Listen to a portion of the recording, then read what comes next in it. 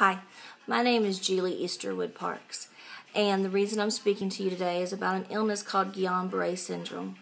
I never thought at the age of 37 I would find myself in a hospital, paralyzed completely from my chin down, all because of a stomach bug.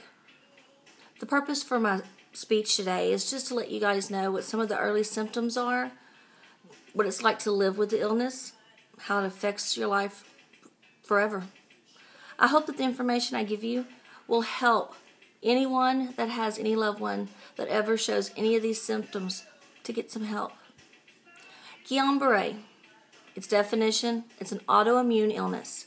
What happens is the body has an infection, as in my case, a stomach bug, and the body sends out antibodies to fight it. Well, what happens is the body doesn't know when to stop. It keeps attacking the good cells, and it thinks that you're still sick when you're not.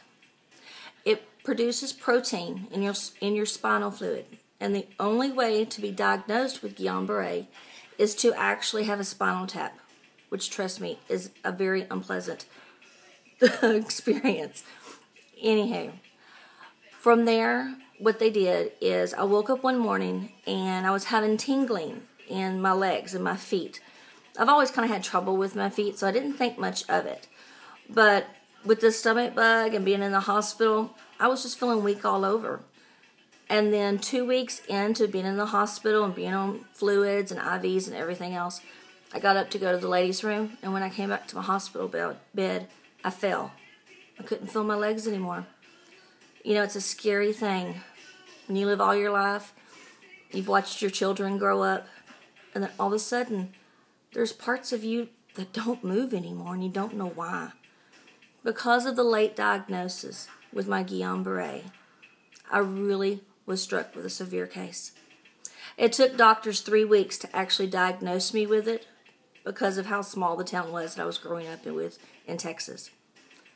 But anyhow, once I was diagnosed, my paralysis as in Guillain-Barré started from my feet and my hands, and the numbness set in, and then no feeling set in. And what they call it is ascending, I'm going to say it wrong, but you start becoming paralyzed from your extremities up. And the way that Guillain-Barré works, once you've contracted this illness and you've been diagnosed with it, being paralyzed starts from your feet to your knees to your hips, from your fingers to your elbows to your shoulders. And if it's not diagnosed early enough, as in my case, all the way from my chin down, I was completely paralyzed for 4 months. I actually lost the ability to talk, and for someone from Texas, that is not a good thing. Once I was treated with the one really good treatment that they have, it's called autophoresis, and what they do is they put an IV needle in your femur artery, and from there they take your blood out, and they kind of like wash it in a machine, and then they put the blood back into you. And when they do that, what they're doing is they're washing out all these antibodies that have been confused this whole time. And they reinsert your blood, clean and washed and ready to start over again. It takes 9 days, and if your body doesn't react well to the treatment and there's no change in your recovery, you're put on a respirator for the rest of your life. I can only imagine what it was like for my mother to sit there and watch me just dying in front of her eyes. As an RN like she is, it had to be horrible. But once I did recover, it took 1.5 years before I could ever walk, be able to pick up a pencil and write. I still don't have fine motor skills. You're supposed to be able to do your hands flat out, and my fingers always have an arch.